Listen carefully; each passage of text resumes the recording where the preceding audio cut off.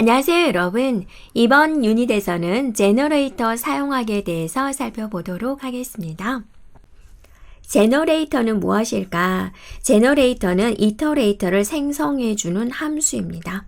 이터레이터는 클래스의 이터, 넥스트, get item, 메서드를 구현해야 하지만 제너레이터는 함수 안에 yield라는 키워드만 사용하면 끝입니다.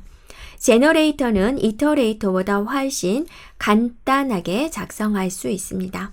제너레이터는 발생자라고 부르기도 합니다. 함수 안에서 yield를 사용하면 함수는 제너레이터가 됩니다. yield에는 값을 지정합니다. yield를 사용하는 형식은 이런 방식으로 사용해주면 됩니다. 그러면 우리가 한번 살펴보겠습니다. 자, 이렇게 넘버 제너레이터라는 함수에다가 yield 0, 1, 2를 이렇게 지정을 했습니다. 그리고 for 반복문으로서 넘버 제너레이터 함수를 호출을 했고, 그러면 이 넘버 제너레이터라는 함수를 가서 yield에 지정해 놨던 0, 1, 2를 i에 넣어주는 거죠. 그래서 출력을 하게 되면 이렇게 0, 1, 2가 표시가 됩니다. 우리가 앞에서 사용했던 이터레이터와 사용 방법이 같은 걸 볼 수가 있습니다. 자, 그러면 우리가 넘버 제너레이터 함수로 만든 것이 정말로 이터레이터인가 살펴보도록 하겠습니다. 네, 그래서 넘버 제너레이터를 G라는 변수에 할당을 하고 G를 보여주세요 라고 했더니 제너레이터라고 보여주죠. 그리고 나서 이제 dir G 그랬습니다. dir 함수로 메서드 목록을 확인해 보도록 하겠습니다. 그랬더니 이 부분에 이터가 보이고요. 또 이 부분에 next가 보이는 걸 볼 수가 있죠. 자, 넘버 제너레이터 함수를 호출하면 제너레이터 객체가 반환이 되고요. 이 객체를 dir 함수로 살펴보면 이터레이터에서 볼 수 있었던 이터와 또 next 메서드가 들어있는 걸 볼 수가 있습니다. 실제로 제너레이터 객체 next를 호출해 보면은 처음엔 0, 처음엔 1, 처음엔 2 다 나왔죠.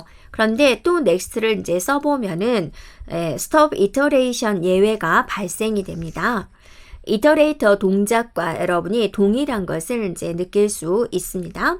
함수의 yield만 사용해서 간단하게 이터레이터를 구현할 수 있다라는 거고요.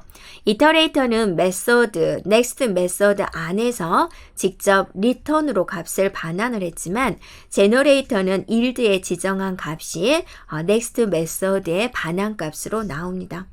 또한 이터레이터는 raise로 stop iteration 예외를 직접 발생을 시켰지만 제너레이터는 함수의 끝까지 도달하면은 stop iteration 예외가 자동으로 발생이 됩니다.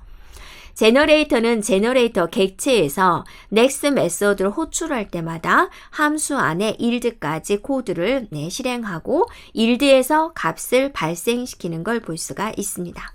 그래서 이름이 제너레이터입니다. for 반복문과 제너레이터를 살펴보겠습니다. for 반복문은 반복할 때마다 next를 호출을 하게 되죠. 그래서 yield에서 발생시키는 값을 이렇게 가져옵니다. 그리고 stop iteration 예외가 발생이 되면 반복을 끝나게 됩니다.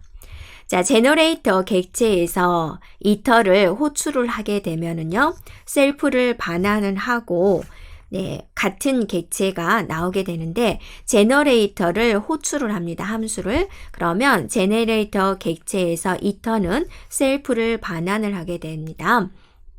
그런데 제너레이터라는 키워드를 사용하면 되지 왜 yield를 썼을까? yield는 생산하다 라는 뜻과 함께 양보하다 라는 뜻을 가지고 있습니다. 그래서 이렇게 와가지고 yield까지 왔죠. 그러면 yield에서 0을 함수 바깥으로 전달을 하게 되는 거고 실행을 이제 양보를 하게 되는 거죠. 그래서 또 두 번째 호출을 하게 되면 이렇게 와가지고 2를 함수 바깥으로 전달을 해주는 거죠. 그리고 또 3을 호출을 하게 되면 이렇게 해서 yield 2에서 이제 2를 이렇게 넘겨주게 된다라는 겁니다. 그래서 yield를 사용하면 값을 함수 바깥으로 전달을 하고 코드 실행을 여기 있는 함수 바깥에 양보하게 됩니다. 그래서 yield는 현재 함수를 잠시 중단을 하고 함수 바깥의 코드가 실행되도록 만듭니다. yield의 동작 과정을 알아보기 위해서 for 반복문 대신에 next 함수로 next method를 직접 호출해 보도록 하겠습니다. 자, define해서 number generator 함수를 이렇게 정의를 했습니다. 그래서 yield 0, yield 1, yield 2 이렇게 정의를 했고요. g에다가 number generator를 할당을 했습니다. 그리고 next g 그랬습니다. 그러면 g로 가서 여기에 가서 처음에 yield 0을 가져오는 거죠. yield의 입장에서는 이 0이라는 값을 여기 있는 함수 바깥쪽으로 전달을 하게 되는 거죠. 그래서 A를 표시를 해보면 0이 출력이 됩니다. 그리고 나서 next G 그런 거죠. 그러면 또 여기 가서 그 다음 거인 1을 여기에 반납을 하게 되는 거죠.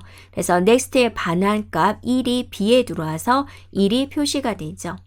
자, 또 next G 그랬으니까 그 다음에 거 2를 next의 반환값으로 가져와서 C에 전달을 해서 2가 출력이 되는 거겠죠. 그래서 실행 결과를 살펴보면 0, 1, 2 이렇게 표시가 됩니다.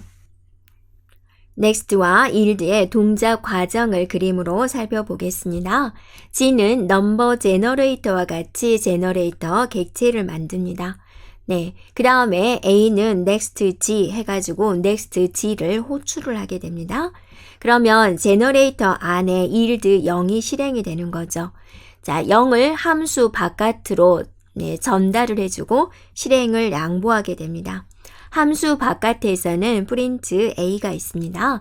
그러면 next G에서 넘겨받은 값이 뭐죠? 0이죠. 그래서 0이 표시가 된다라는 겁니다.